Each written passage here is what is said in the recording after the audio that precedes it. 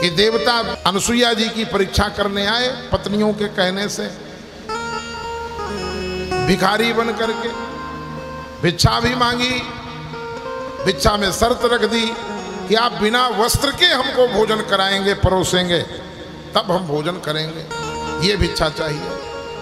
अनुसुईया जी समझ गई मेरे दरवाजे में इस प्रकार से बोलने वाला कोई सामान्य तो हो ही नहीं सकता। ये कथा प्राय करके सबको पता है। फिर अनुसुईया जी ने जल लिया, जल का छींटा दिया, वो तीनों देवता लुरु लुरु बालक बन गए।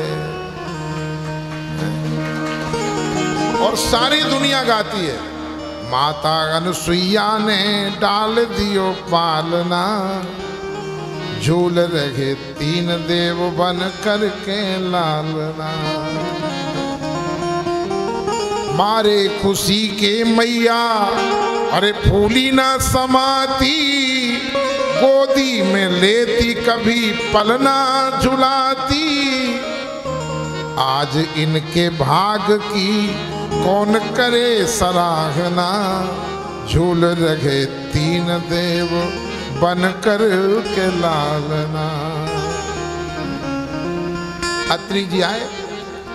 अत्रि जी ने कहा ये क्या है, ये क्या लीला है अनुसुईया, कौन है ये?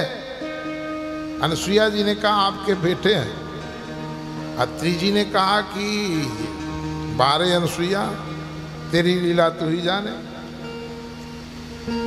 बहुत दिनों तक तीनों अनुसुईया के पालने में पौड़े रहे। जब नारद जी ने बताया कि वो वापस आने वाले नहीं है, अब तुम लोग गेरुआ कपड़ा पहन करके और सीधे ऋषिकेश चली जाओ, उमा भारती जी के गुरु जी के आश्रम में, वहां बैठ के तुम अब सुमिरन करो, वापस आने वाले नहीं। क्यों? वो बड़े होंगे तो अनुसुईया उनका दूसरा विवाह करेगी, तुम्हें कौन पूछेगा। नारद जी के चरणों में गिर पड़ी, बाबा कृपा करो कृपा करो। महात्मा ने कहा तुमने सती का अपराध किया है, इसलिए बालक बन गए हैं, पर अब संत की कृपा देखो, कोई न कोई रास्ता तो मिल ही जाता है। नारद जी ने कहा तुम अनुसुईया के पास चली जाओ। तीनों देवियों ने कहा अनुसुईया हमको छोड़ेगी? नारद जी ने कहा भी तुमने सती का प्रभाव देखा है, पास में जाओगे तो अनुसुईया का स्वभाव समझ में आएगा, जाओ तो। और तीनों देवियां आती हैं, कुटिया के बाहर खड़ी हो गई। अनुसुईया जी ने पूछा कौन? बोले आपकी पुत्र वधू। अनुसुईया जी ने कहा जब पुत्र वधू हो तो अंदर आ जाओ, बाहर क्यों खड़ी हो? और अंदर जाती हैं तीनों, जल्दी जल्दी एक बर्तन साफ करने लगती है, एक झाड़ू उठा लेती है, एक आटा गूंदने लगती है।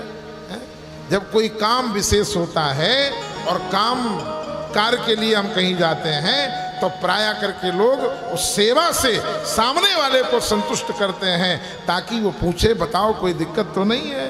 और जब वो पूछे तो भी बता दो कि वो थोड़ा परेशानी चल रही थी, बच्चे का एडमिशन होना था, अभी वेतन उस समय आया नहीं, थोड़ा सा टेढ़ा चल रहा है, तो थोड़ा हेल्प की जरूरत थी। तो सामने वाला सहज में सोचता है, कुछ न कुछ उपाय कर ही देता। ये तीनों जो है अपने पतियों को लेने आई थी, सेवा में डट जाती है।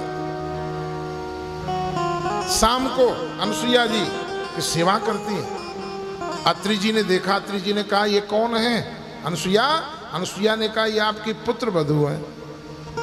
अत्रि जी ने कहा बारे अनुसुईया, पुआ ना पापड़ी झट बहु आपड़ी। अनुसुईया जी ने कहा आपकी कृपा से। एक दिन सेवा करते करते तीनों रोने लगी। जब सेवा करते करते तीनों रोने लगी, अनुसुईया ने कहा क्यों रो रही हो, तुमको किसी ने कुछ कह दिया? बोले माता क्षमा कर दो, क्षमा कर दो, बहुत हो गया, हम क्षमा कर दो। क्या क्षमा कर दें? बोले हमने अपराध किया था, हमने आपकी परीक्षा के लिए अपने पतियों को भेजा था, ये जो बालक है ना ये हमारे पति हैं, माता हमको वापस दे दो।